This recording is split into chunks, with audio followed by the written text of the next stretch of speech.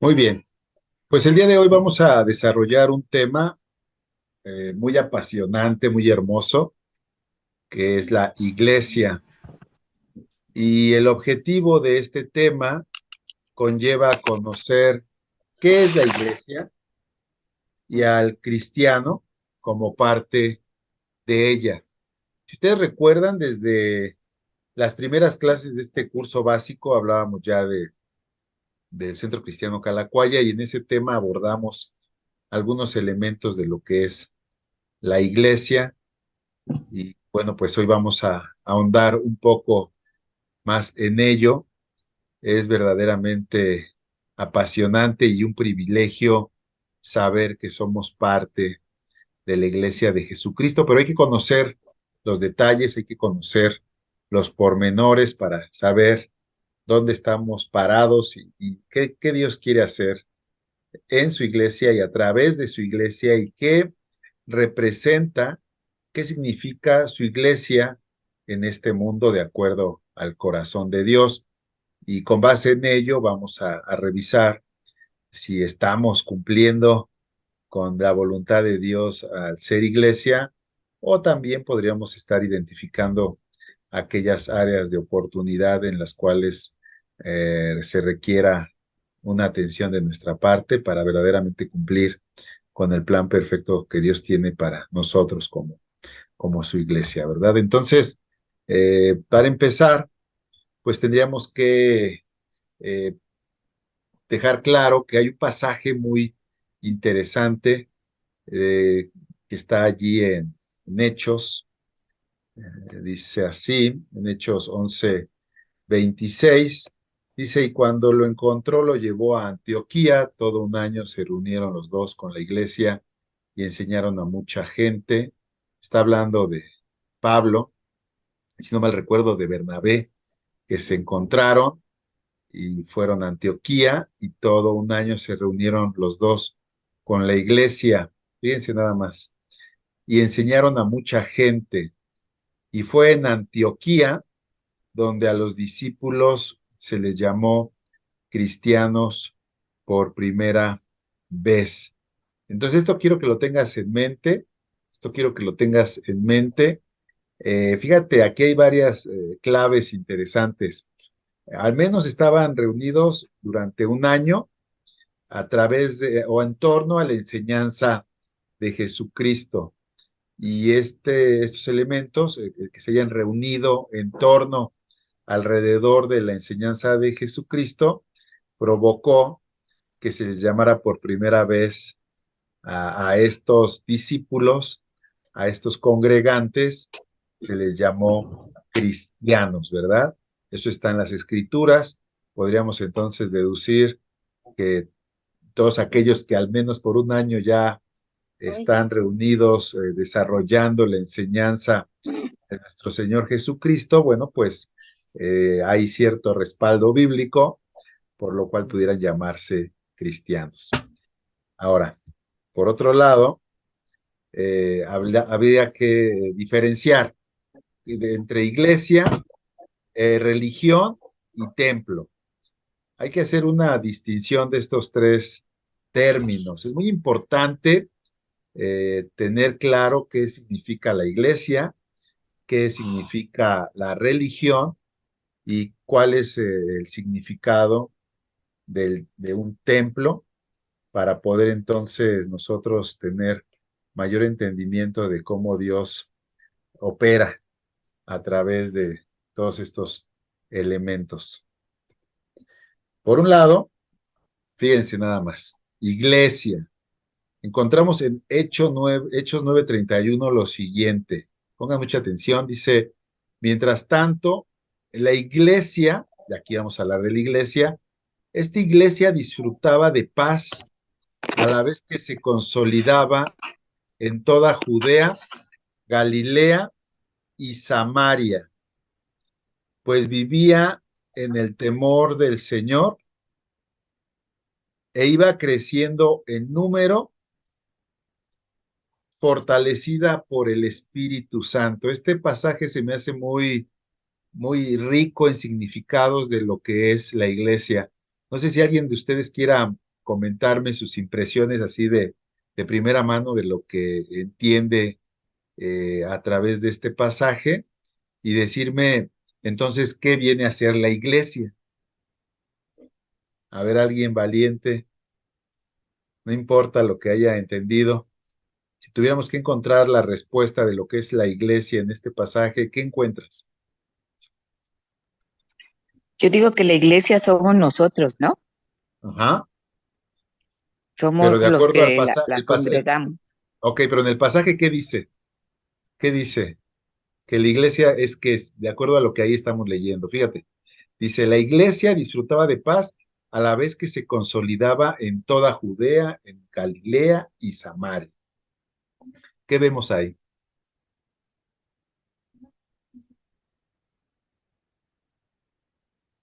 Bueno, como ustedes pueden verlo, sí, evidentemente la iglesia, como comenta, se conforma por discípulos, ¿no? Como nosotros.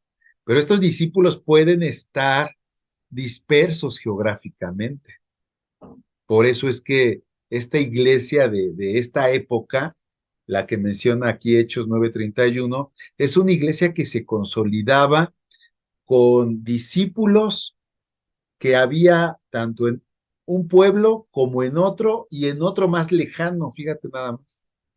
Había uno de ellos en Judea, había otros de ellos en Galilea y había algunos otros más en Samaria.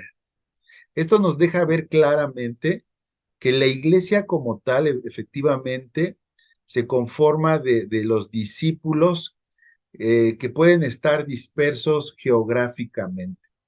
Entonces, estas dispersiones geográficamente o geográficas obligan de cierta forma a que haya reuniones locales, es decir, había una congregación en Judea, había otro grupo que se reunía en Galilea y había otro grupo que se reunía en Samaria. Sin embargo, estos tres grupos, al menos que podemos ver en este pasaje, podemos ver en ellos el mismo trasfondo. Estos tres grupos vivían en el temor del Señor, ¿sí? Estos tres grupos se iban multiplicando y estos tres grupos se venían o se veían, se iban fortaleciendo por medio del Espíritu Santo. Pero lo que quiero dejar claro es que la iglesia es el conjunto de discípulos que geográficamente puedan estar dispersos. Ahora, si eso lo traemos a la actualidad, pues podríamos decir que la iglesia es el conjunto de discípulos que están alrededor de todo el mundo, ¿verdad?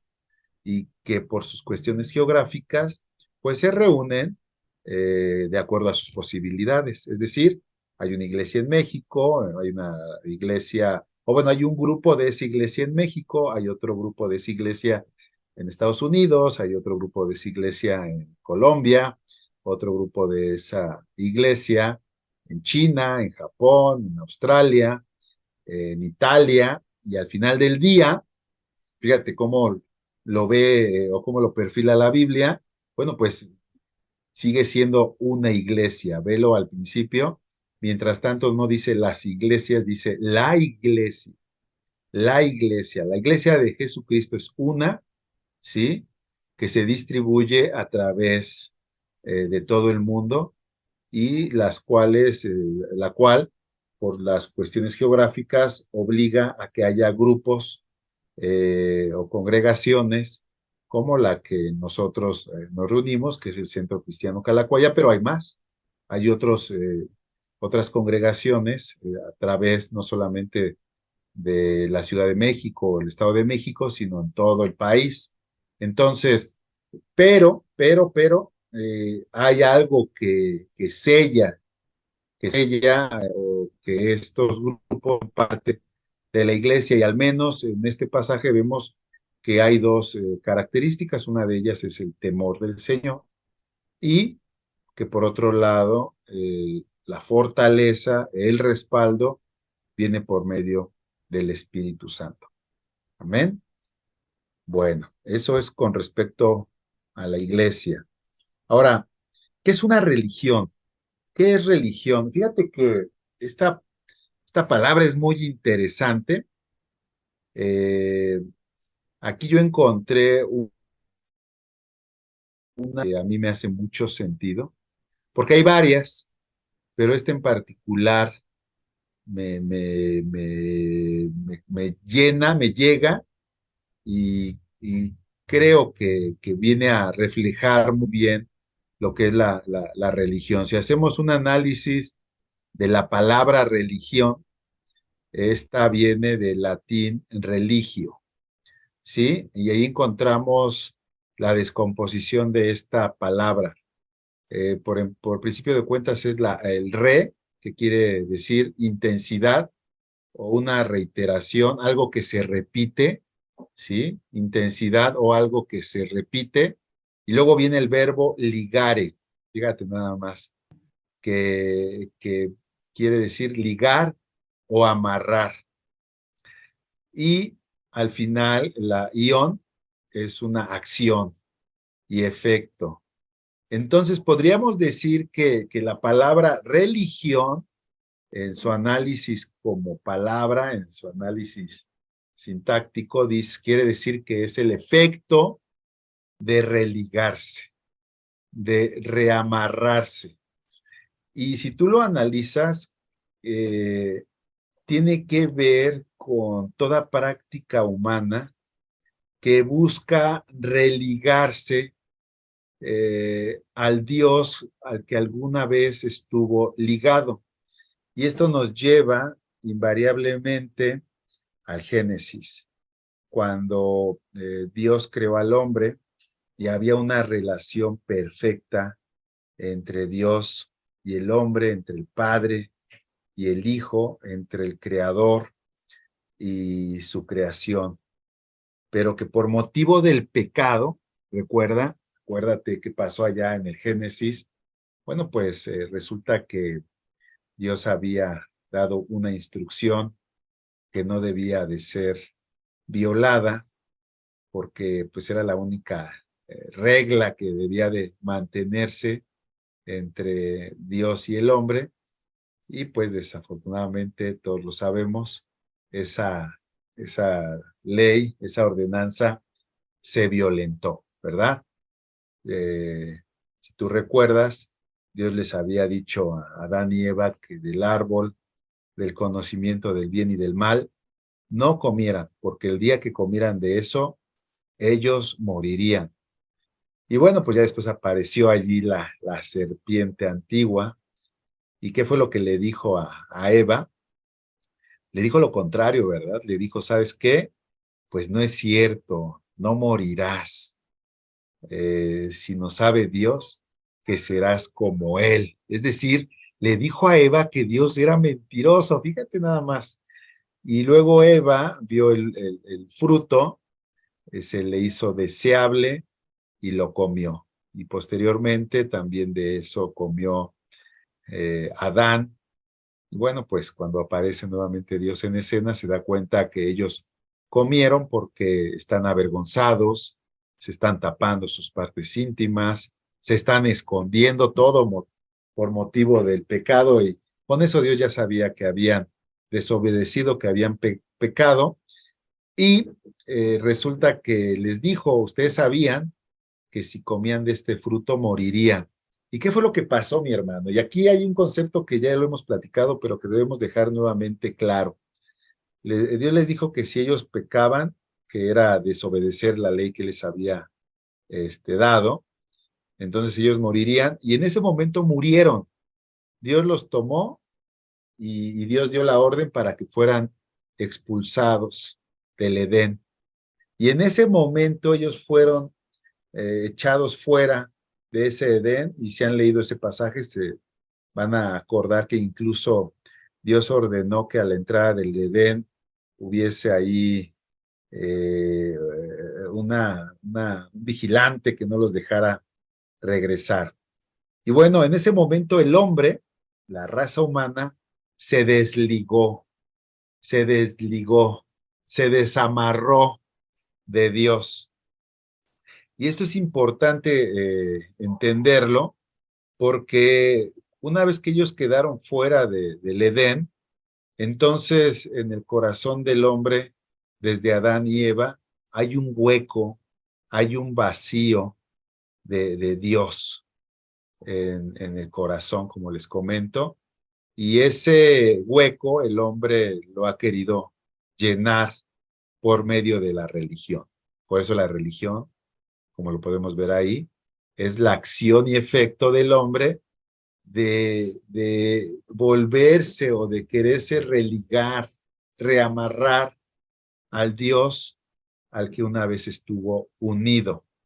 Pero, pues las escrituras nos dejan de una forma muy clara que todo intento humano de volverse a religar a Dios es vano, porque no hay forma de que el hombre haga algo por sí mismo que lo haga nuevamente estar unido a Dios de quien fue desligado. Esto te lo comento porque si tú lo analizas, pues la religión hoy en día, como dice aquí en el segundo párrafo, si bien se refiere al conjunto de creencias, prácticas rituales, dogmas, normas morales que están relacionadas con Dios o que cada cultura tiene de la divinidad, también tiene que ver con todas aquellas prácticas que al hombre le dan un sentido de pertenencia, de propósito en esta vida, todas aquellas prácticas que le traen al hombre un sentido de euforia, de propósito, y entre ello encontramos pues hasta las mismas adicciones en todo sentido, incluso cuestiones como el amor al dinero, hombres que buscan encontrarle propósito a su existencia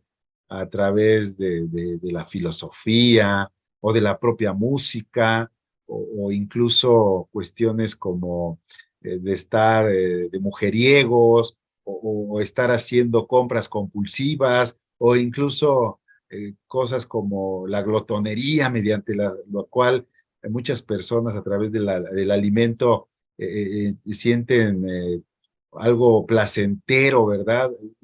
Una satisfacción.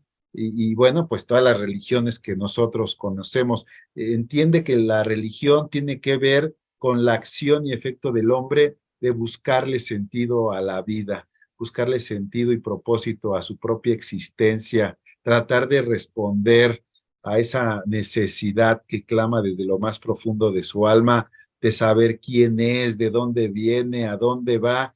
Y en esas preguntas, pues el hombre se inventa religiones prácticas, algunas con tintes espirituales, otras más con unos tintes más mundanos, ¿verdad? Pero al final del día, todo lo que tiene que ver con darle respuesta a ese vacío del corazón es el acción y efecto de buscar religarse con Dios. Y fíjate que si tú lo analizas, vas a ver que por eso Dios en su misericordia, Dios en su amor, y al saber que el hombre nunca lograría reconectarse con él por sus propios méritos, es por eso que él envió a Jesucristo. Fíjate nada más, porque vio Dios a la raza humana, al hombre como ovejas sin pastor, como ovejas divagantes, y en ese sentido por eso tuvo que venir Jesucristo. Fíjate que una de las primeras religiones que las escrituras detallan, muestran, es la Torre de Babel. Yo no sé si lo habías analizado, pero la Torre de Babel es una religión. Fíjate, con todo lo que te estoy diciendo, ahora analiza el pasaje de la Torre de Babel. ¿Qué era lo que estaban haciendo ellos? Ellos estaban levantando una torre, ellos estaban haciendo una edificación. Ellos por su propio mérito, por sus propias fuerzas, estaban edificando una torre tan alta que tenía el propósito de que, mi hermano, de llegar allá arriba, ¿verdad? De llegar al cielo, en el fondo había ese anhelo de volverse a reconectar. Y fíjate que aquí hay algo bien interesante. Si bien Babel es una de las primeras religiones que la Biblia nos muestra, podemos entender que incluso eso le desagradó a Dios. Tan le desagradó que él incluso confundió el lenguaje de los edificadores para que ya no siguieran obstinados en esa infructuosa y necio proyecto, ¿verdad? Que no les iba a llevar a nada, que yo sabía que por el mérito humano, la acción humana, no hay forma, no hay algo que podamos hacer nosotros por nuestras propias fuerzas para podernos reconectar con Dios. Y es por eso que tú ves mucha gente que está metida en diversas religiones o en diversas prácticas humanas, que si por el momento tal vez les da respuesta o satisfacción o llenura, eventualmente los deja más vacíos, ¿verdad? No es hasta que entonces encuentran a Cristo que verdaderamente Cristo llena todo hueco en el corazón. ¿Preguntas hasta ahí?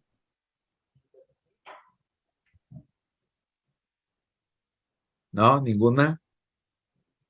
¿Es claro lo que es la religión?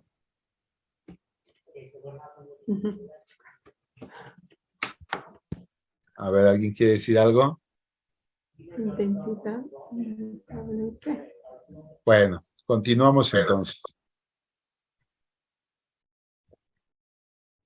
Ahora, ¿qué es un templo? Bueno, pues aquí encontramos este pasaje de Primera de Reyes 9:10, que dice, 20 años tardó el rey Salomón en construir los dos edificios, es decir, el templo del Señor y el palacio real.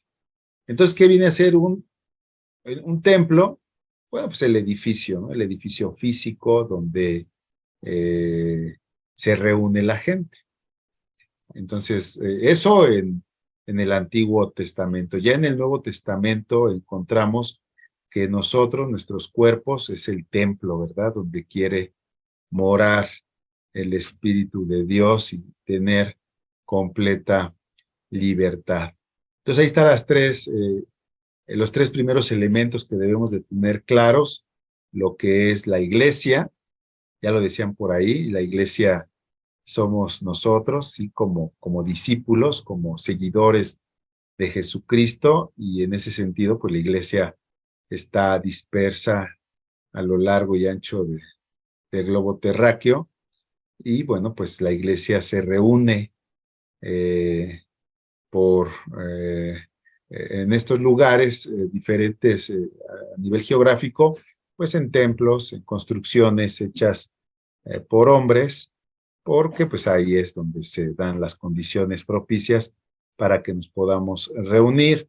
Y bueno, en cuanto a la religión, nosotros por eso decimos que no tenemos una religión, porque nosotros no estamos haciendo un esfuerzo humano para religarnos con Dios, sino que nosotros simple y sencillamente hemos respondido al llamado de Dios a aceptar la obra de Jesucristo para perdón de nuestros pecados, y hemos creído en su muerte y en su resurrección, y lo hemos nombrado el Señor de nuestras vidas, y en ese sentido, bueno, pues entonces lo de nosotros en teoría o de origen no es una religión, es una relación que tenemos con Dios por medio de nuestro Señor Jesucristo, y la cual se fortalece por medio de su Espíritu Santo en nosotros.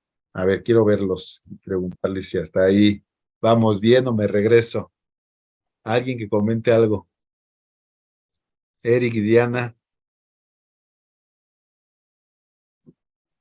Pues es que luego sí es complicado, como dice hermano, que nos preguntan si tenemos alguna religión, pero a veces las personas pues están acostumbradas a ser religión católica, religión de los testigos, y a veces también, incluso ellos los ven como de que, pues eres cristiano, pues eres de la religión cristiana, ¿no? Y a veces también lo ven o no alcanzan a entender el concepto de no es una religión, es una relación. Ok, sí es complicado. La realidad es que para la persona que no conoce esto, todo lo que tiene que ver con Dios es una religión.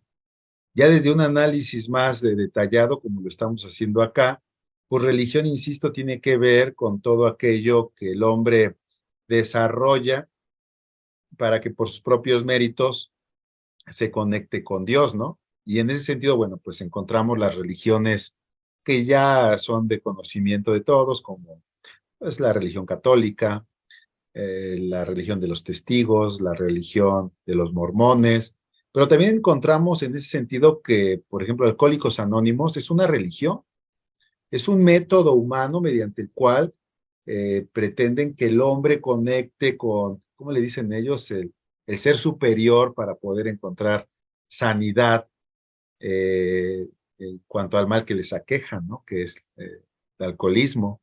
Pero también la filosofía viene a ser una religión. La psicología en algunos casos también viene a ser una religión. El alcoholismo por sí mismo, si lo analizas, tiene que ver con una religión. A través de alcoholizarse, muchas personas buscan conectar con la plenitud de la vida, o las mismas drogas vienen a ser religiones. ¿Cuántos hombres, insisto, no buscan a través de relaciones con muchas mujeres llenar el vacío que hay en su corazón? O incluso podemos verlo para muchos, incluso políticos, la religión es el dinero. A través del dinero buscan llenar ese vacío que hay en su corazón, y por eso ese vacío que es insaciable no se puede llenar, sino que los alienta a buscar más dinero. ¿Cuánta gente rica quiere un poco más? Había un millonario en Estados Unidos que tenía como filosofía de vida un dólar más, ¿no? Imagínate esa situación de querer más dinero por llenar. La fama viene a ser también una religión. El propio trabajo para muchos se les vuelve su religión, ¿verdad? O sea, ya no tiene el propósito simplemente de cubrir las necesidades de su vida o su familia, sino que eso viene a ser su religión, viene a darle sentido de pertenencia, viene a darle propósito en la vida. A muchos el mismo fútbol viene a ser una religión, porque a través del fútbol le encuentran sentido a la vida, le encuentran propósito a su existencia. Fíjate cómo todo eso se contrapone con lo que Cristo vino a darnos como vida y vida en abundancia. Todo lo que viene a darte respuesta en cuanto a las necesidades de tu alma, viene a ser una religión, porque no parte de Dios, sino parte del mismo hombre. Y por eso insisto y se los comentaba, esas religiones, si bien llenan por el momento el hueco que hay en el corazón, eventualmente dejan al hombre nuevamente con un mayor sentimiento de soledad y de sinsentido a la vida. Hoy las redes sociales también vienen a ser una especie de religión. Todo este tema que hoy está bombardeando a miles de jóvenes, pues también los lleva a estas religiones modernas, ¿no? Donde los muchachos, los jóvenes, buscan llenar esos vacíos. Que quede claro que hay un vacío en el corazón de los hombres, y ese vacío tiene la figura de Cristo. Solo Cristo la puede llenar. Todo intento humano por tratar de llenar ese hueco por algún otro medio, con algún otro elemento que no sea Cristo, es una religión. Bueno, entonces continuamos.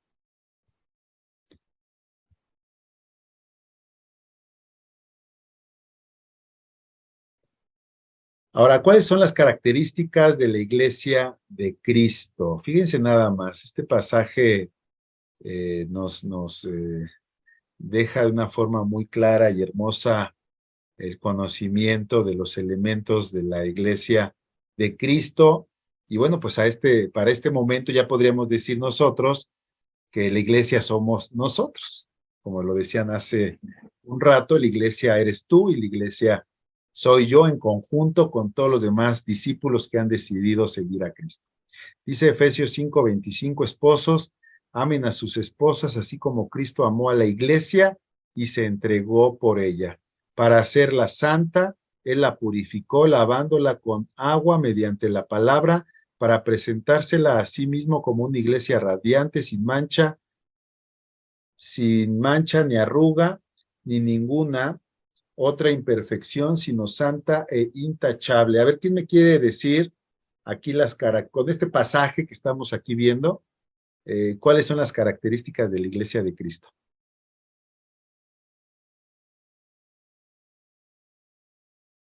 A ver, me tiene que decir así, la iglesia de Cristo es...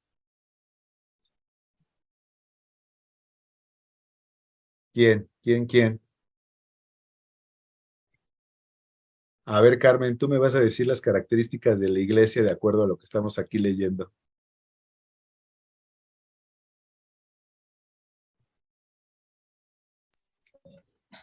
Sí, bueno, aquí el texto nos dice, ¿verdad?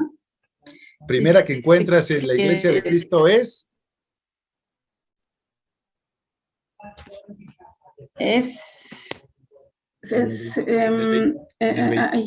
Dime, la que tú veas.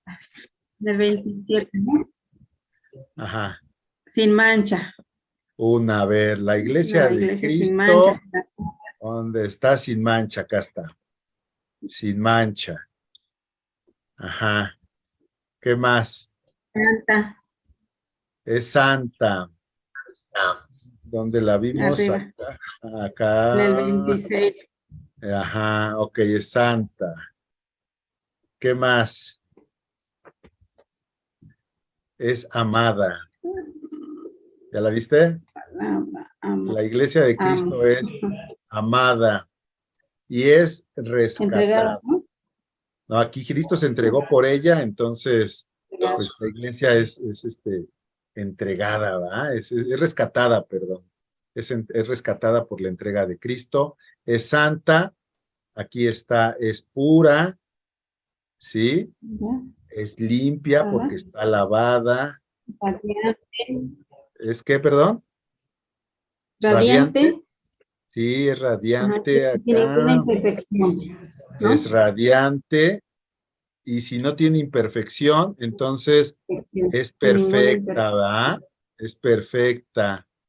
Está planchadita, intachable, fíjate, porque no tiene arruga ni imperfección. Nuevamente santa, 2 veces santa, ya lo vimos aquí. Intachable, fíjate todos los que encontramos. Bueno, pues esto es como te ve Dios, hermano. De esta forma es como te ve Dios. ¿Lo puedes creer? Pues no es que si lo puedas creer, debes de creerlo, porque así es. Mira, la iglesia no es lo que tú pienses que es. La iglesia que eres tú no es lo que tú sientas que eres. Tú eres lo que Dios dice que eres. Y entonces dice Dios que eres amada, que eres de gran valor y te rescató y por eso se entregó por ti. Dice que eres santa, sí que eres pura, eres puro, que eres limpia porque ya fuiste lavada o lavado con agua mediante la palabra, ¿sí? Fíjate, también aquí encontramos otra. Dice que está siempre presente delante de Jesús. Fíjate nada más, porque ha hecho todo esto para presentársela a sí mismo. O sea, siempre estás presente en el corazón y mente de Dios. Qué interesante, ¿verdad? Y dice la Biblia que eres radiante, dice que eres sin mancha, dice que eres sin arruga, dice que eres perfecta. Y nuevamente dice que eres santa. Y por otro lado, nuevamente dice que eres intachable. ¿verdad? Honorable. Fíjate que aquí hay algo bien interesante. Así es como te ve Dios. Eso es lo que el Espíritu Santo inspira, que somos iglesia, que somos su iglesia, que así somos, como aquí nos está describiendo. Fíjate que si acaso parte de nuestra misión o propósito en la vida es tratar de alinear nuestra vida entera y todo lo que somos a lo que Dios piensa de nosotros como iglesia, ¿verdad? Para que haya una armonía entre lo que Dios piensa de nosotros como iglesia y a lo que verdaderamente somos y hacemos en el día a día. Pero aquí están los elementos, mi hermano. ¿Lo habías visto? Es sorprendente, pero eso es lo que somos para Dios como iglesia. Ahora,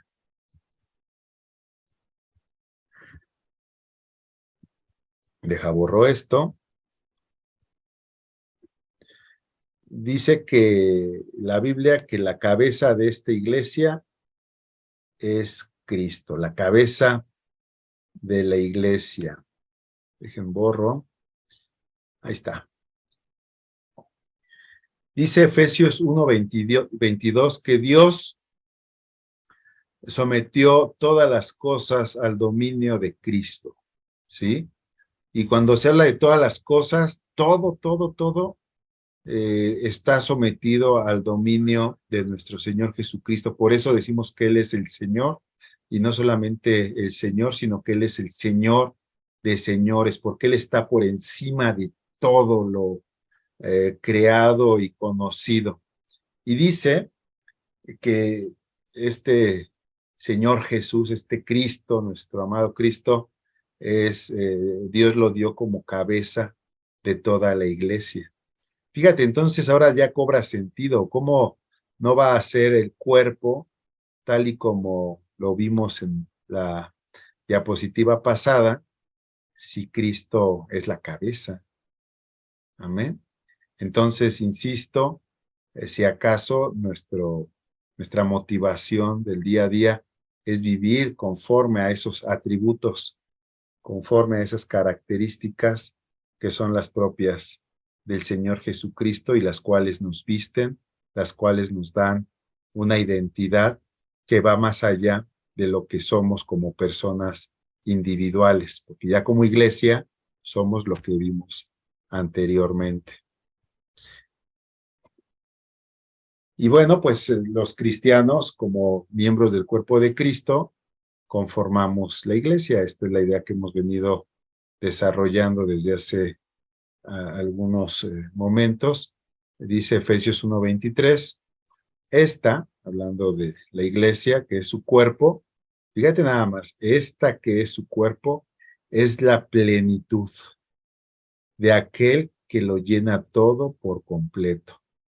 Nosotros, wow, qué interesante, somos la plenitud de Cristo, somos su plenitud. O sea, ya aquí condensa todo lo que veníamos viendo en el versículo 22, todas las características detalladas de la Iglesia de Cristo se condensan en el hecho de que somos la plenitud de Cristo y este Cristo lo llena todo por completo. Es decir, en Él está toda la respuesta, toda respuesta a toda interrogante, a toda necesidad que tiene todo hombre en toda la tierra, en cualquier época de la historia de la humanidad. ¿Sí? Él lo llena todo y no solo eso, sino que ahí dice que Él lo llena todo por completo y nosotros somos su plenitud. Ahora, pues hasta ahí suena muy bonito, pero ya en términos más prácticos, ¿cuál es la función? ¿Cuál es la función de la iglesia? ¿A qué estamos llamados? ¿Qué es lo que deberíamos de de hacer, de desarrollar en medio de este mundo. ¿Para qué Dios levanta a la iglesia de Cristo? Y aquí encontramos algunas respuestas. Fíjate cómo dice Primera de Timoteo 3:14. Dice, aunque espero ir pronto a verte, escribo estas instrucciones para que, si me retraso, sepas cómo hay que portarse en la casa de Dios, ¿sí? Que es la iglesia del Dios viviente, columna y fundamento de la verdad. Bueno, la iglesia, así de forma directa, de forma concreta, dice que viene a ser, pues, por un lado, la iglesia del Dios vivo, el cuerpo del Dios vivo, que es la columna y el fundamento de la verdad. Fíjate nada más qué interesante. Venimos a ser la columna y el fundamento de la verdad. ¿Y cuál es la verdad? A ver, ¿quién quiere decirme cuál es la verdad? Alguien que tenga ahí la idea de lo que es la verdad. Pues la verdad es Jesucristo, La verdad porque es Él es el camino, la verdad y la vida. exactamente, mi hermana. Ese es el pasaje que nos da luz al respecto. Fíjate nada más. La iglesia viene a ser, la iglesia del Dios viviente viene a ser la columna y el fundamento de la verdad. Es decir, la verdad es que fuera de Cristo no hay salvación. De que fuera de Cristo el hombre está perdido en sus delitos y pecados. De que fuera de Cristo nadie va a dar fruto. De que fuera de Cristo, ¿sí? No hay luz. De que solo en Cristo se encuentra el camino, la verdad y la vida, de que Él es el pan que quita el hambre, que Él es el agua de vida que quita la sed. Yo soy la verdad y la vida, dice el Señor Jesucristo, y nadie va al Padre sino a través de mí. Y que quien no se arrepienta de sus pecados y se vuelva de todo corazón a Cristo, que es la verdad, morirá en sus delitos y pecados. La verdad es de que Dios no quiere la muerte del que muere, sino que todos los hombres, ¿sí?, se arrepientan de su maldad y confiesen a Jesucristo como Señor y Salvador, que tengan un corazón contrito y humillado para que vengan de parte de Dios esos tiempos de refrigerio que el alma de los hombres necesita. Que dejen de estar los hombres en la vanidad de su mente, tropezando y sin saber con qué tropiezan, que dejen los hombres de estarse inventando religiones, de estarse alimentando de cosas que no aprovechan y que coman el verdadero alimento que Jesucristo, que es la verdad, nos da. Fíjate qué interesante, esa es la verdad. Y nosotros estamos en la verdad. Y esa verdad va produciendo en nosotros una esperanza que cada día se va haciendo más viva, porque dicen las escrituras que no obstante este cuerpo exterior se va desgastando de día tras día, el cuerpo interno se va renovando en esa esperanza de que estamos en el camino que es Jesucristo. Esa es la verdad.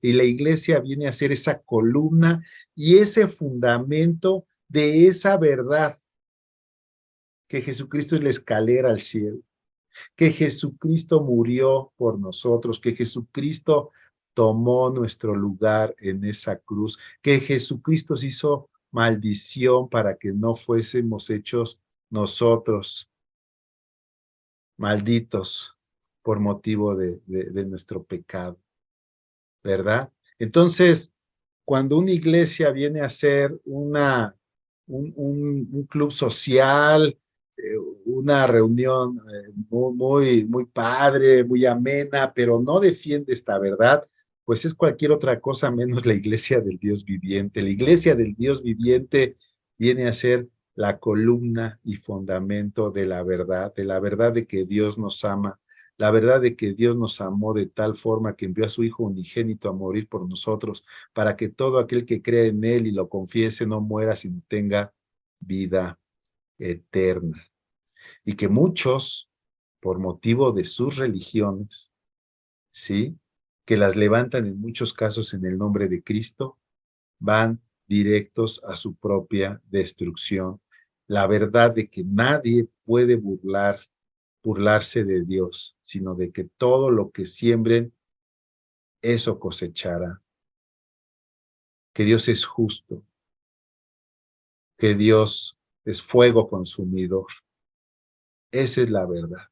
Y que otra vez nuevamente lo repito y lo reitero, que solamente en el nombre de Jesucristo hay salvación.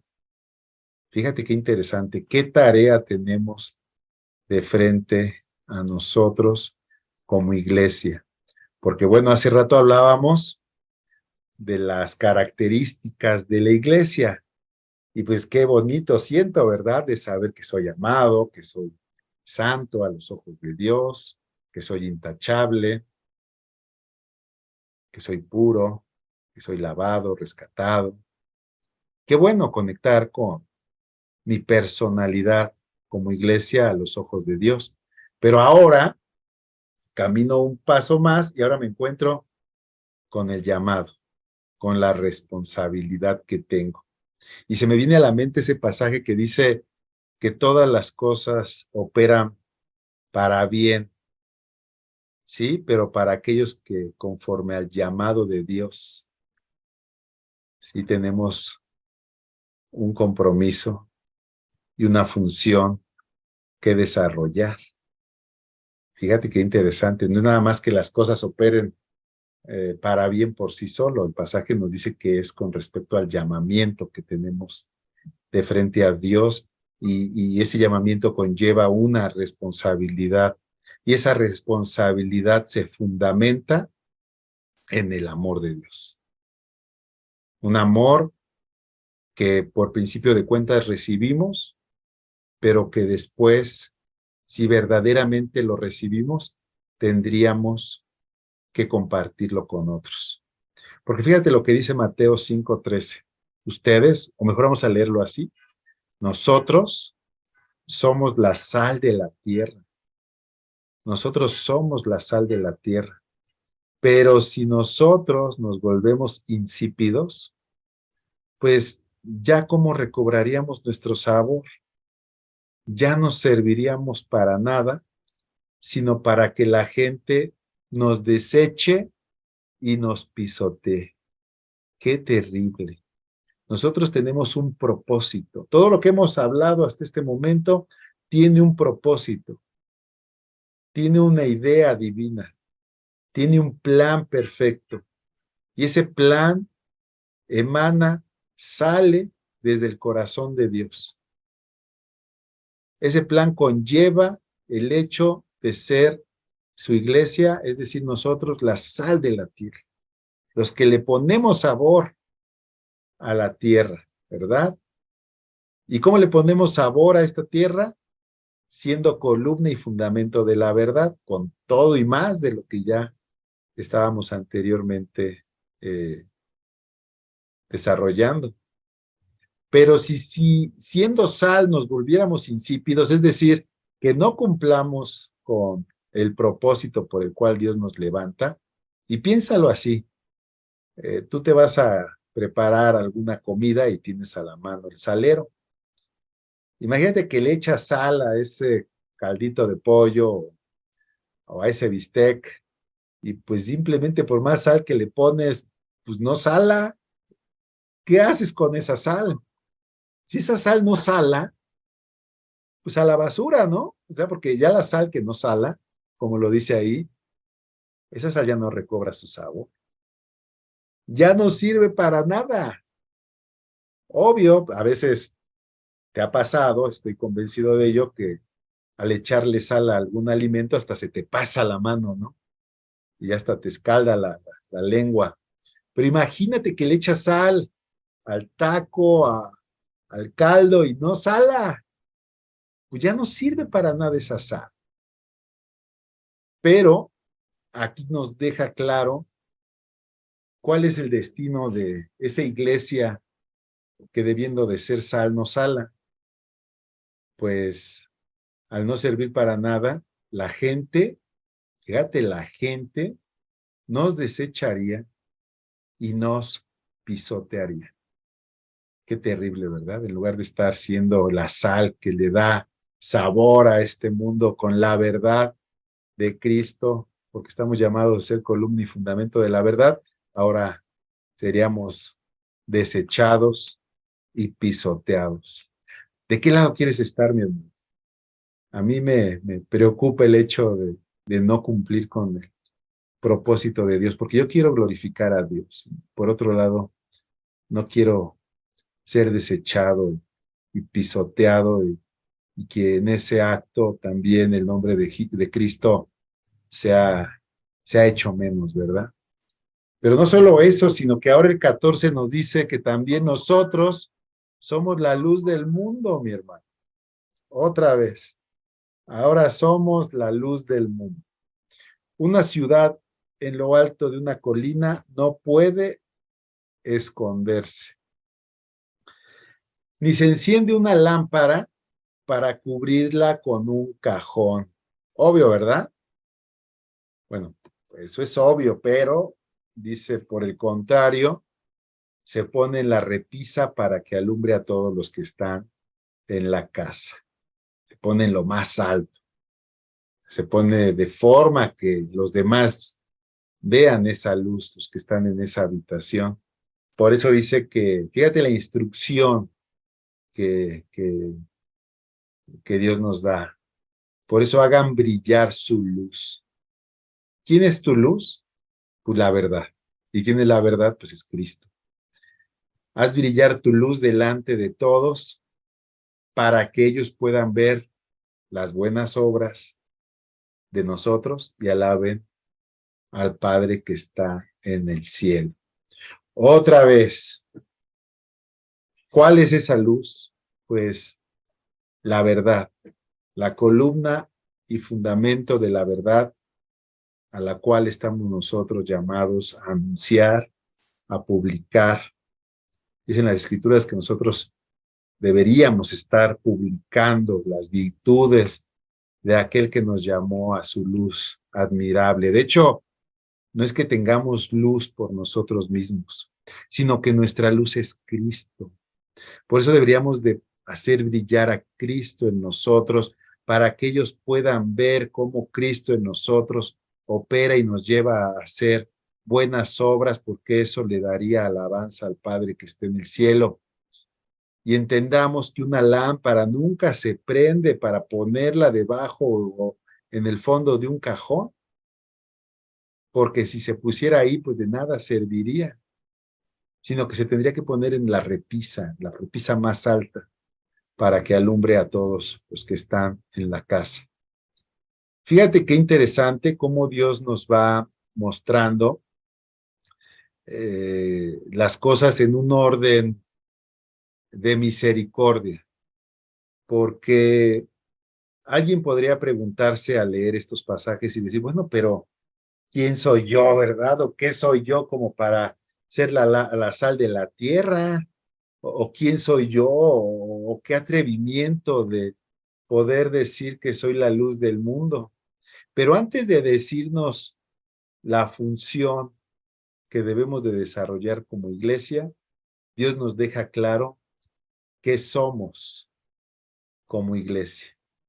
Antes de decirnos qué debemos de hacer como iglesia, Dios ya nos dijo qué somos al ser iglesia. Una iglesia amada, una iglesia por la cual Cristo se entregó, una iglesia santa, pura, limpia, sí, radiante, sin mancha, sin arruga, perfecta, ¿sí? Entonces no hay excusa, hermano. No hay excusa. Somos la plenitud de Cristo y Él es la cabeza.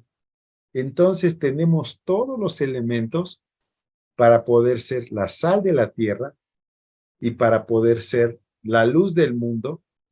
Y en ese sentido, verdaderamente ser la columna y el fundamento de la verdad.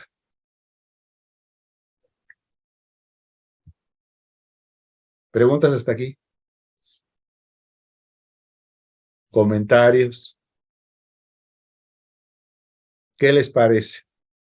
¿Lo habían pensado? ¿Lo habían conectado? ¿Lo habían analizado? Entonces, ¿qué nos faltaría para poder cumplir plenamente con el llamado que Dios tiene para cada uno de nosotros?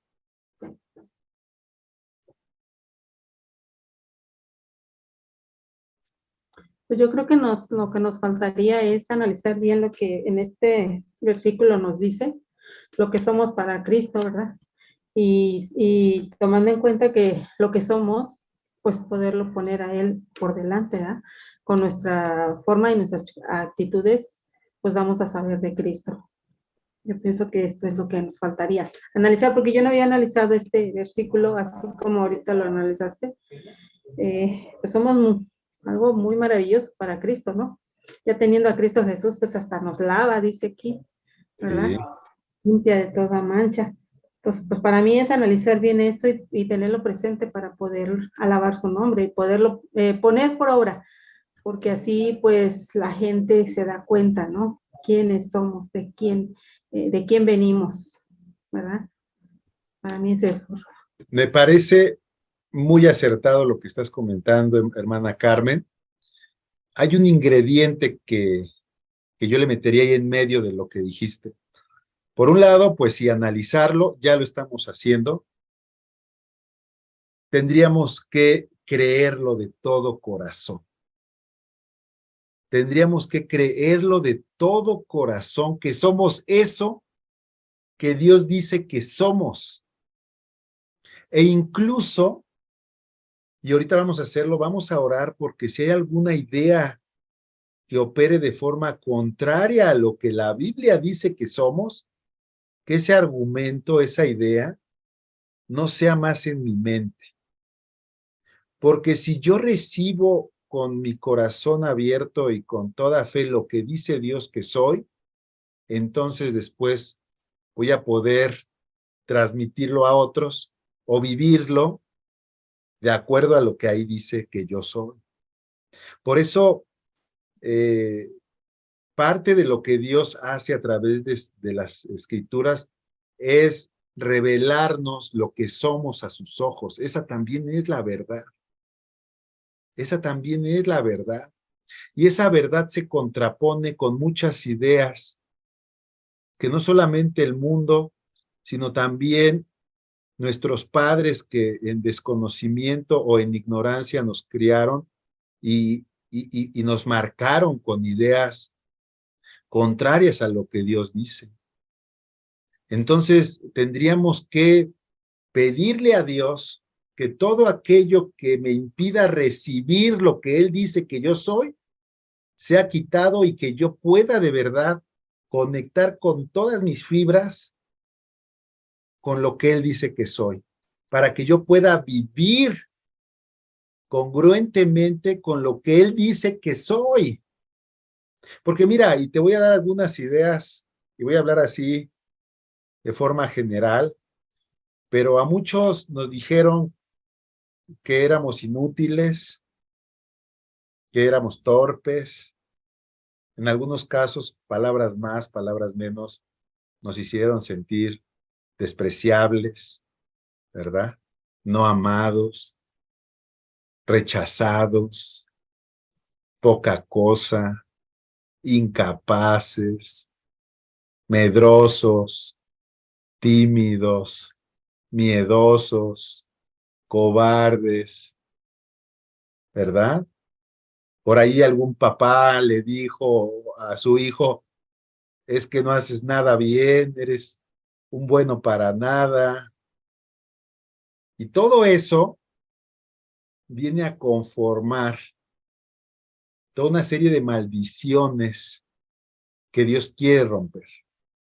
Porque ahora Dios te dice, a ver, haz una pausa, tú al ser iglesia, eres santa, eres pura, eres perfecto. ¿Y tú cómo? Pues eso eres en Cristo. ¿Sí? No eres amado, eres muy amado. Eres muy amado, eres especial. ¿Sí? Eres inteligente, eres sabio porque incluso pudiste conectar con la verdad. Y no es por tu propia competencia, sino porque Dios en ese amor te abrió los ojos. Eres hijo de Dios, posesión adquirida, preciada. Y bueno, pues falta que nosotros verdaderamente conectemos con eso, mi hermano. Y que digamos, sí, yo soy eso, yo soy eso. Pues vamos a orar. En este momento vamos a orar y vamos a declarar que toda idea, todo argumento que no provenga de Dios y que haya venido a echar raíz en nuestras vidas quede fuera. Señor, cierra tus ojos ahí. Señor, yo te pido por mis hermanos. Yo te pido por cada uno de ellos, que toda mentira del diablo que haya sido sembrada en sus corazones en cuanto a su identidad, sea quitada en el nombre de Jesús. Padre, que todo aquello que tú nos sembraste en ellos, toda mala hierba, toda raíz de amargura, toda idea contraria a tu verdad, sea quitada de ellos, Señor. Yo declaro que cada uno de ellos es buena tierra, tierra sana, y que ellos reciben, Padre Celestial, con un corazón abierto y con toda su fe. No importa si esta es pequeña como un grano de mostaza, su fe, pero ellos lo creen, que ellos son lo que tú declaras que ellos son, mi Dios, que ellos son amados, que ellos son especiales, que ellos son puros, que ellos son santos, santos, que ellos son perfectos, mi Dios, que ellos son la plenitud de ti, oh Cristo. Cuánto amor, Señor, cuánto amor tú has tenido por ellos, por mí, bendito Dios. Que eso venga a marcar la esencia de nuestra persona, que eso sea el ancla, la roca en la cual nos paremos y que nada nos mueva de ello, Padre. Toda mentira del diablo hoy es echada por suelo, bendito Dios. Y mis hermanos, al ser tu iglesia, cumplen cada uno los propósitos por los cuales existen, bendito Dios. Cada uno de ellos son verdaderamente la sal y la luz del mundo. Cada uno de ellos está en la verdad. Y la verdad es Cristo. Todos ellos viven para ti, Señor. Todos ellos viven porque tú los has resucitado. Ellos tienen herencia eterna. Ellos son ciudadanos del cielo. Ellos son esas ovejas que tienen pastor. Ninguna está descarriada. Bendito seas, Padre Celestial. Todo argumento altivo que se levante en contra del conocimiento de Cristo es derribado ahora en el nombre de Jesús. Amén. ¿Puedes creerlo, hermano?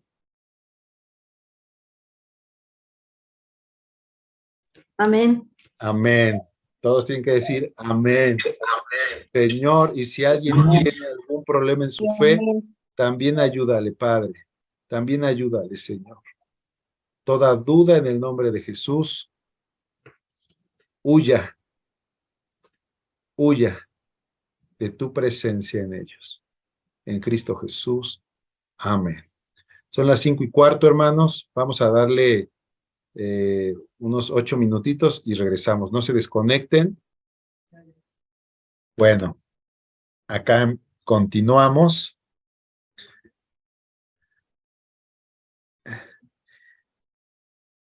Cristo vendrá por una sola iglesia. Esta es una verdad eh, profunda, hermosa, es algo que debemos de tener en nuestros corazones todos los días. Dice Juan 14, 1 al 3, no se angustien, confíen en Dios y confíen también en mí, dice Jesús. En el hogar de mi Padre hay muchas viviendas. Si no fuera así, ya se los habría dicho a ustedes. Voy a prepararles un lugar y si me voy y se lo preparo, vendré para llevármelos conmigo, así ustedes estarán donde yo esté. Fíjate, el Señor Jesucristo ascendió y hoy está a la diestra del Padre y Él está intercediendo día y noche a favor de nosotros. Pero Él antes de ascender, Él le dijo a sus discípulos, y es algo que aplica para nosotros, nos pide que confiemos en Él y que sepamos que en el hogar del Padre hay muchas viviendas y que allí Él nos está preparando un lugar y Él va a venir por nosotros. Un día va a venir por nosotros, ¿sí? Y no importa si ese día tú ya hayas terminado tus días en esta tierra, porque las escrituras declaran que el día que Él venga, incluso del polvo de la tierra, Él nos va a volver a levantar, nos va a resucitar. Y si Él viniera y aún estuviéramos nosotros en este plano terrenal, pues nos juntaríamos con aquellos que han de resucitar y que estaríamos entonces apegados a Cristo, donde Él vaya a estar. E incluso en Apocalipsis 22:12 dice, he aquí, yo vengo pronto. Y este es un concepto, una enseñanza que Dios quiere que nosotros tengamos en nuestro corazón, que día tras día estemos conscientes que puede ser el último día, tanto por el hecho de que se acabe, insisto, nuestro paso terrenal aquí en la tierra, o porque Él venga y Él nos llame, y esto nos debe llevar al hecho de tratar con todo nuestro ser de cumplir con el propósito que Dios tiene en nosotros como iglesia y que ya revisamos anteriormente. Él va a venir por nosotros y nosotros estaremos juntos con Él por siempre. Ahora, la iglesia, a través de la historia, pues ha tenido varios periodos y pues no vamos a ahondar mucho en ellos, pero sí quiero que los conozcan. Hay una etapa de la iglesia apostólica que fue la que se desarrolló del año 30 al 100 después de Cristo, en este periodo en el cual se escribieron muchos de los libros y cartas del Nuevo Testamento, hasta el año 99, que fue lo que se conoce el último año donde se escribió el libro de Apocalipsis en la isla de Patmos, de la mano del apóstol Juan, inspirado obviamente por el Espíritu Santo. Después de ello, hay una etapa que se llama la etapa patrística. Esta es una etapa muy interesante porque en esta etapa se desarrolla el cristianismo de la mano de aquellos que recibieron la enseñanza de Cristo por medio de los apóstoles de la etapa apostólica, ¿sí? Entonces hay muchos escritos, hay mucha literatura al respecto, y es muy interesante conectar con el pensamiento, la forma de hacer iglesia, insisto, de los primeros cristianos después de los apóstoles. Una vez que estos ya cubrieron, finiquitaron su periodo de vida en la tierra, bueno, pues los siguientes cristianos desarrollaron una iglesia temprana de la etapa patrística por el hecho de que fueron los padres de la iglesia, más no los apóstoles.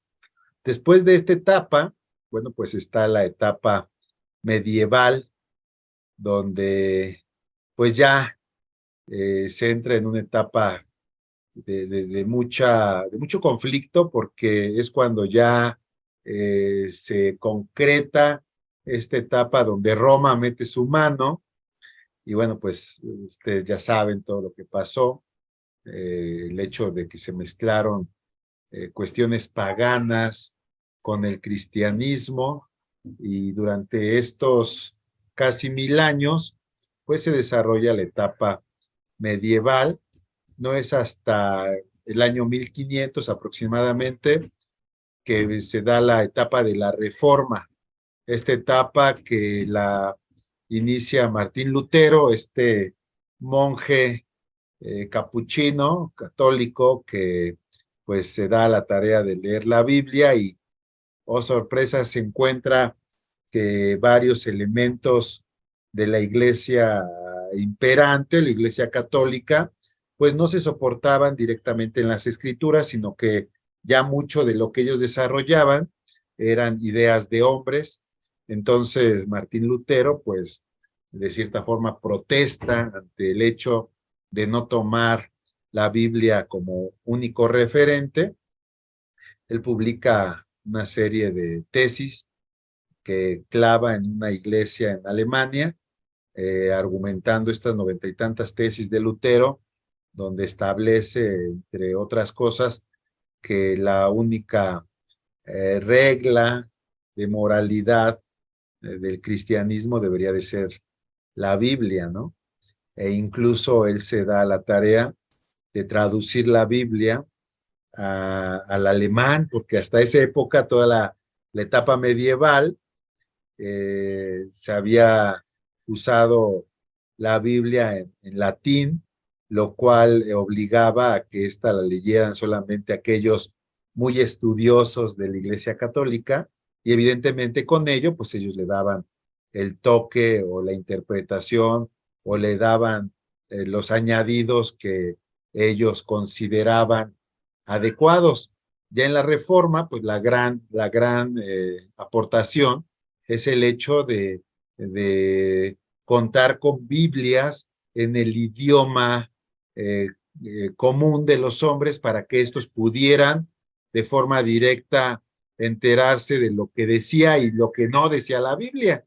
Y con ello se da la Reforma, que se da desde el año 1500 hasta el 1800, ya es donde incluso se traduce la Biblia al español, entre otros lenguajes que hicieron, insisto, posible que se leyera la Biblia por la mayoría de las personas en sus propios idiomas. Ya del año 1800 a la fecha, pues entramos en la etapa moderna donde, bueno, pues ya también empieza a haber una, una época donde hay muchos adelantos científicos y tecnológicos que también permitieron, entre otras cosas, que se conformara la sociedad tal y como la conocemos el día de hoy. Y bueno, ya en últimas fechas, pues ya ni siquiera estamos hablando de una época moderna, sino ahora hablamos de una época postmoderna, en la cual se desarrolla la iglesia, y es ahí donde nosotros estamos metidos.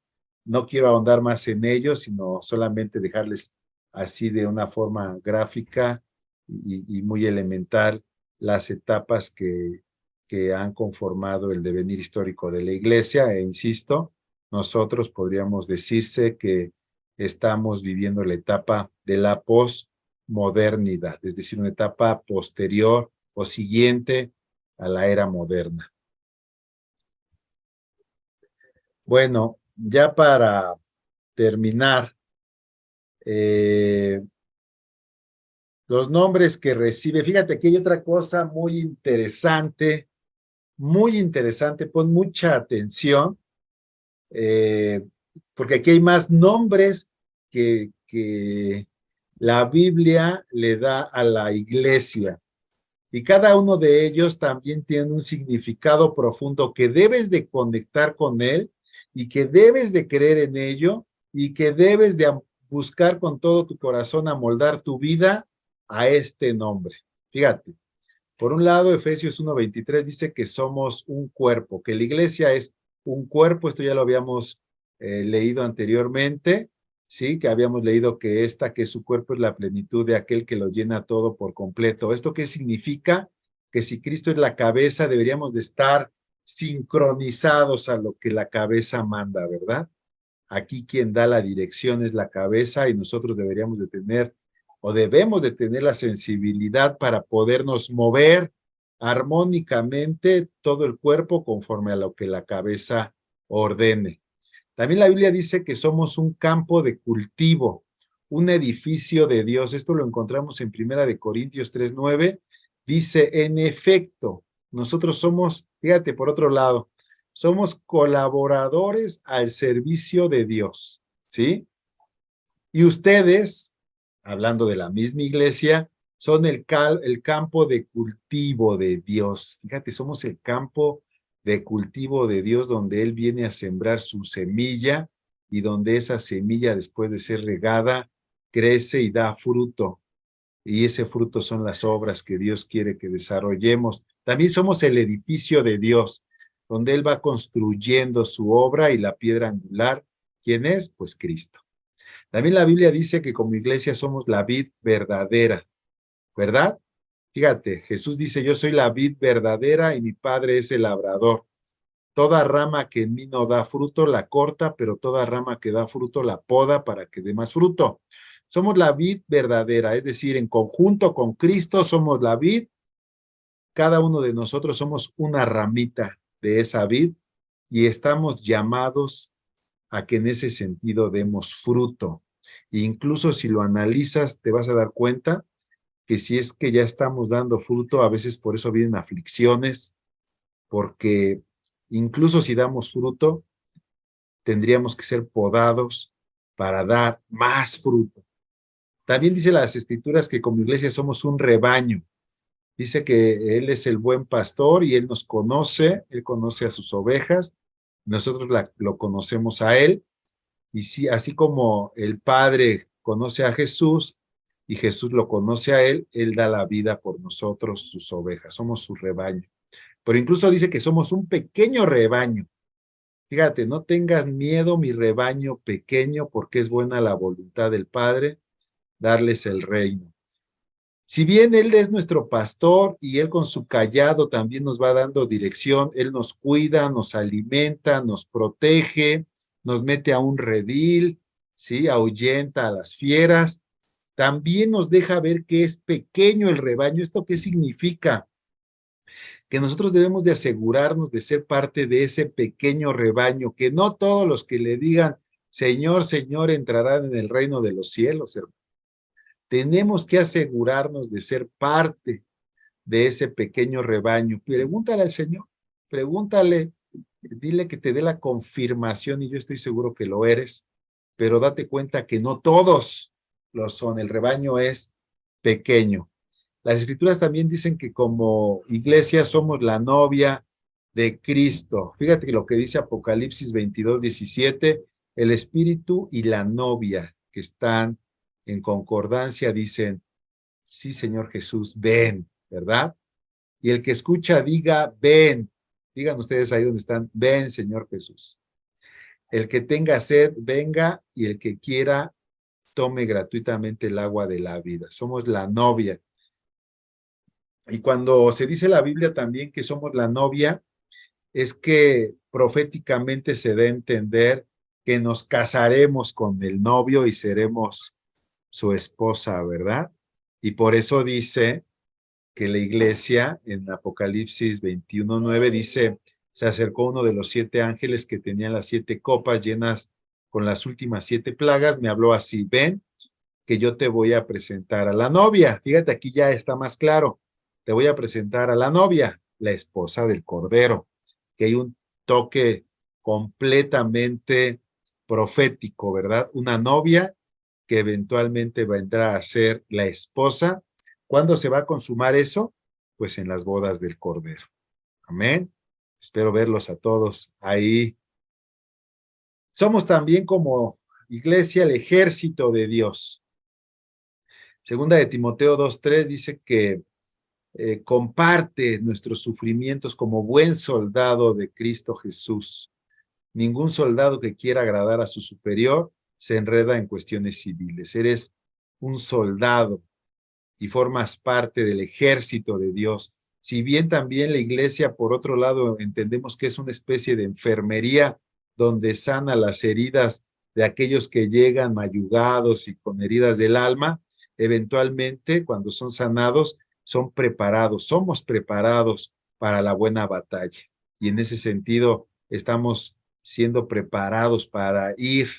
Dicen las escrituras que las puertas del infierno no prevalecerán y nosotros asaltaremos ese lugar y salvaremos a muchos del fuego, de las llamas del infierno. Es una guerra, hermano. Esto es una batalla y somos soldados de Cristo Jesús.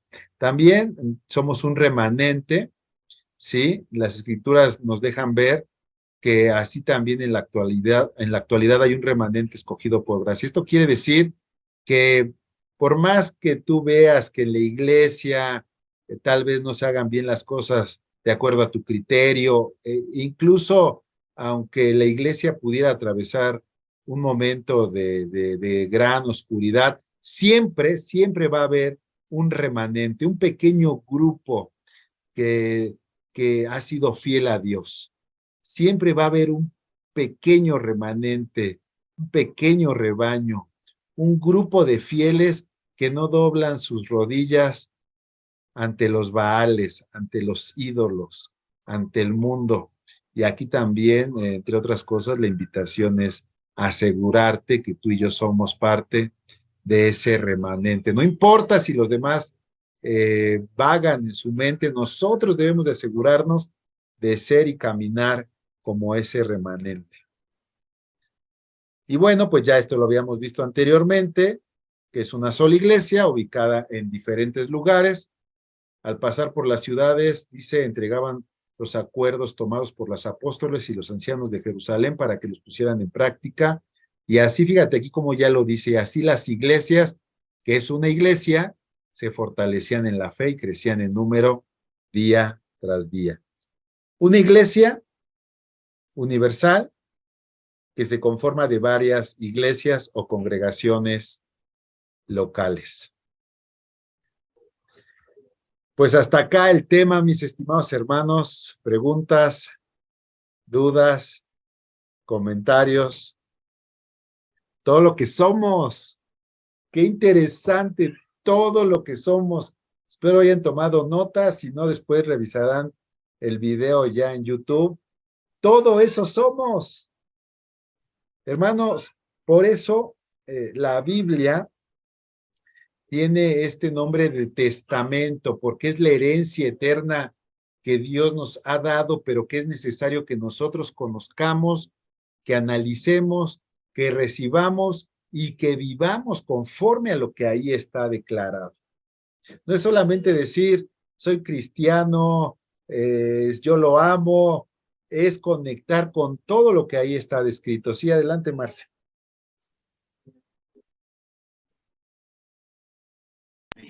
Ya. Nada más una pregunta. No me queda claro qué es el remanente por gracia. Bueno, nos tendríamos que remitir al pasaje de Elías.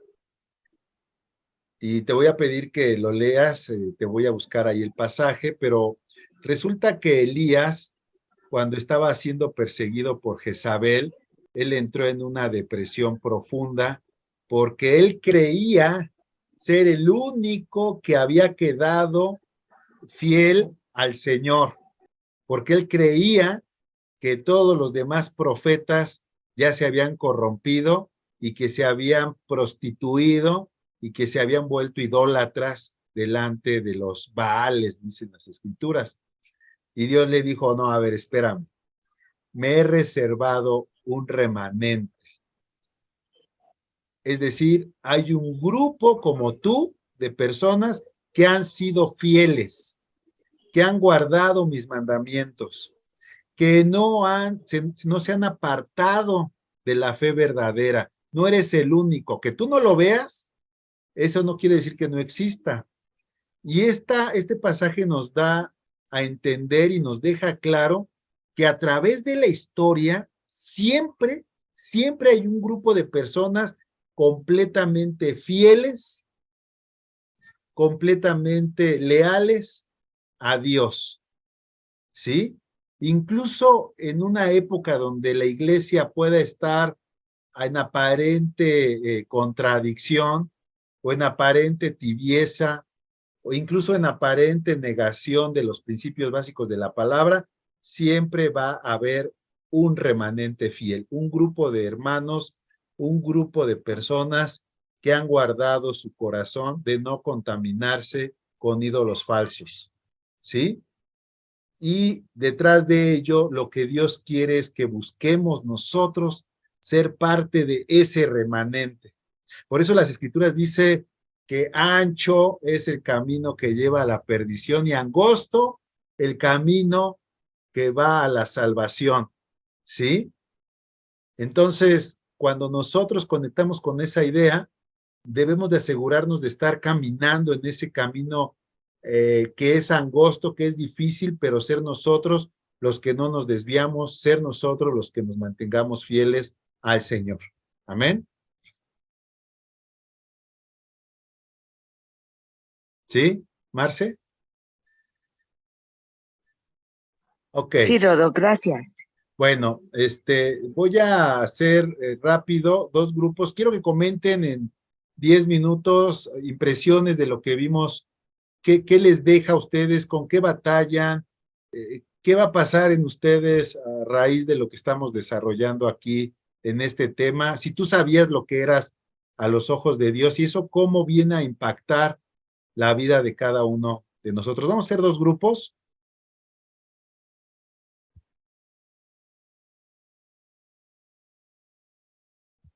Y comentemos, por favor.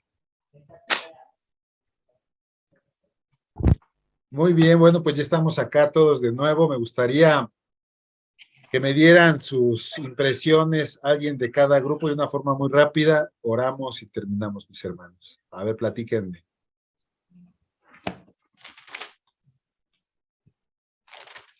Filipenses.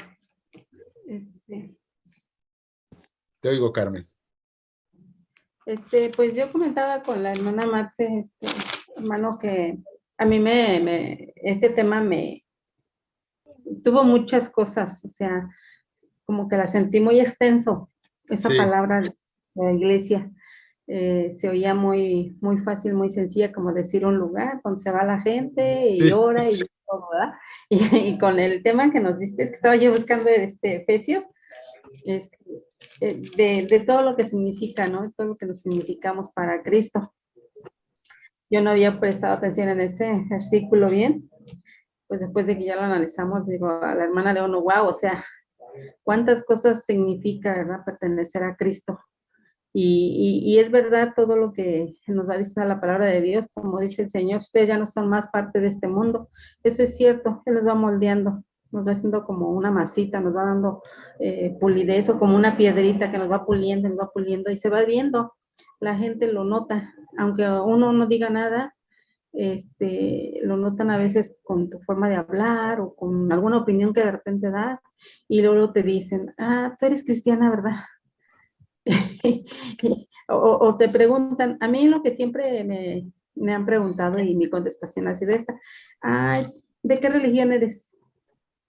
Entonces yo siempre les he dicho, yo no soy de ninguna religión. Sí, ¿cómo? Sí, no, yo soy seguidora de Cristo.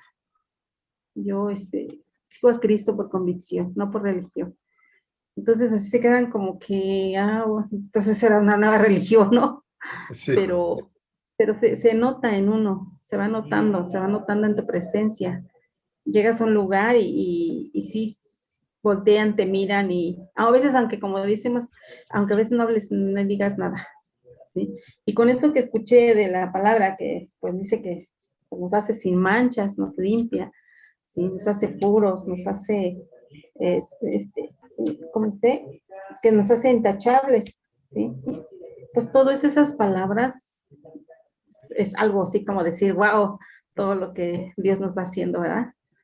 Como dijiste tú, y sí es cierto, muchas veces nos queda en nuestras mentes cómo nos trataron a por de chiquitos y hasta de grandes, ¿no? Porque Sí, también. cuando uno a Cristo, dice muchas cosas y pues sí te quedas así pensando, ¿no? Y hay veces que esas palabras sí, más que nada cuando es chico, a uno se le quedan grabados. Eres una tonta, es una palabra muy clásica. No seas tonto, no seas tonta. Y se va quedando esa palabra ahí. Y a veces dicen, ay, es que yo no puedo, es que soy muy tonto, o es que soy muy tonta. Se va quedando esa palabra, ¿no?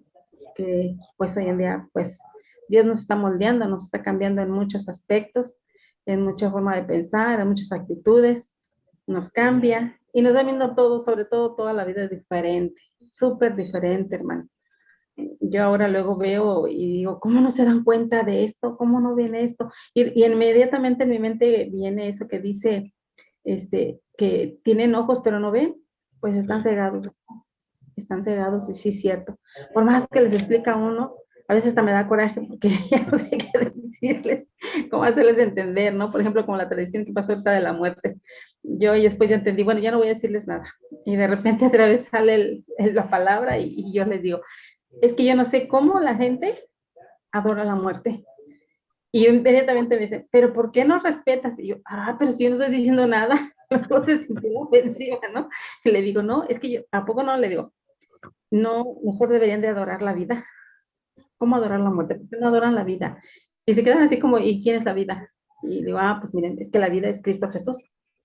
Él es la vida. Y pues sí, a veces se sacan de onda, ¿no? Y hay gente que se molesta mucho, se molesta, ¿no? Y después, perdón, pues si te ofendí, pero pues es la verdad. Dice que la verdad nos hace libres. Sí, nos hace libre.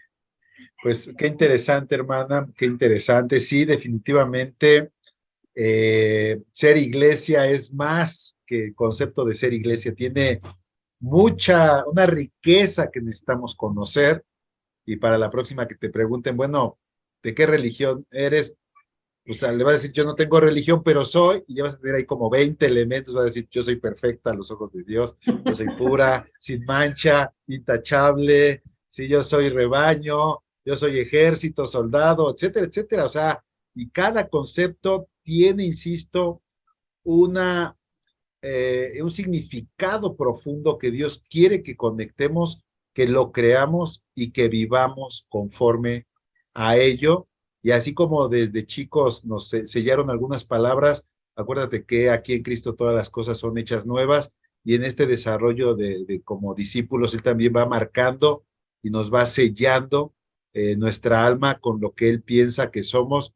Y la Biblia dice que somos un pueblo muy especial y por eso Sí. es tan hermoso estar entre el pueblo especial y santo de nuestro Señor. Bueno, ¿alguien más del otro grupo que quiera comentar algo? No quiero ya terminar sin darle la oportunidad. Si alguien quiere comentar algo del otro grupo, Eh, yo, hermano Rodolfo, venga. sí, justamente como dice la hermana Carmen, estábamos hablando acerca de cómo Dios nos puede ver tan perfectos con ese filtro que es Jesús, ¿no? Cómo puede ser tan amoroso que, o sea, quita todo lo que nosotros podríamos tener, ¿no? Encima y cómo el hecho de lo que hablábamos de ser sal y ¿Y luz del mundo, luz? exactamente es algo, pues es algo enorme, ¿no? Como dicen que uno tiene que predicar con su propia vida, ¿no? El hecho de que haya un antes de Cristo y después de Cristo en nuestras propias vidas hace que la gente vea algo tan gigante, algo tan enorme, que muchas personas pueden decir, oye, pero, o sea, se les antoja nuestra vida, ¿no? ¿Y por qué tú tienes esto? ¿Por qué a ti te va bien?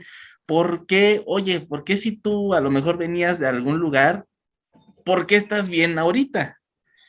Y eso es algo que permite Dios en nuestra vida para justamente hablarles y decirles que somos nuevas criaturas, ¿no? Que Sí, Dios es el hacedor de todo lo que somos nosotros ahora. Dios es el hacedor, ¿no? Y que ellos pueden tener algo igual o mejor porque Dios los ama. Y es sí. algo que, wow, o sea, es genial, es como una bomba, ¿no? Está ahí en un lugar y de repente empieza a expandirse a más allá y más allá. Sí, es correcto, mi estimado hermano. Pues qué bueno, me da mucho gusto.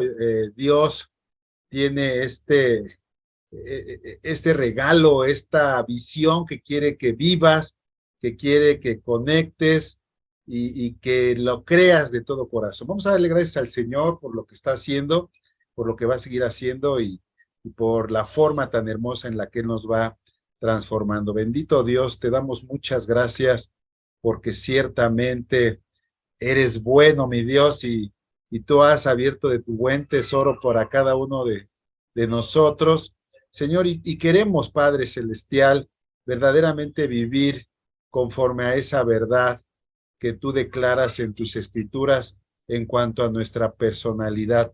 Señor, y no solo eso, sino que cada día profundicemos más en esa verdad, que no solamente eso, sino que también podamos transmitir, Señor, a otras personas que hoy no te conocen, la forma en que tú rescatas a la gente, la lavas y le das una nueva identidad en Cristo, una identidad gloriosa, la identidad gloriosa de tus hijos, oh Dios.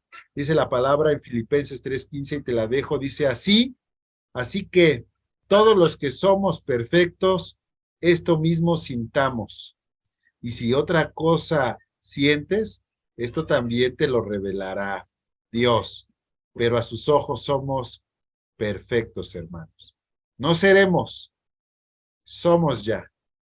Y eso mismo tenemos que sentir, eso mismo debemos de creer y de esa misma forma debemos de vivir.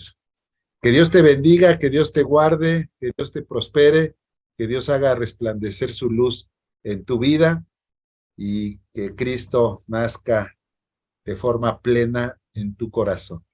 Hasta la próxima, hermano. Gracias, hermanos. Bendiciones.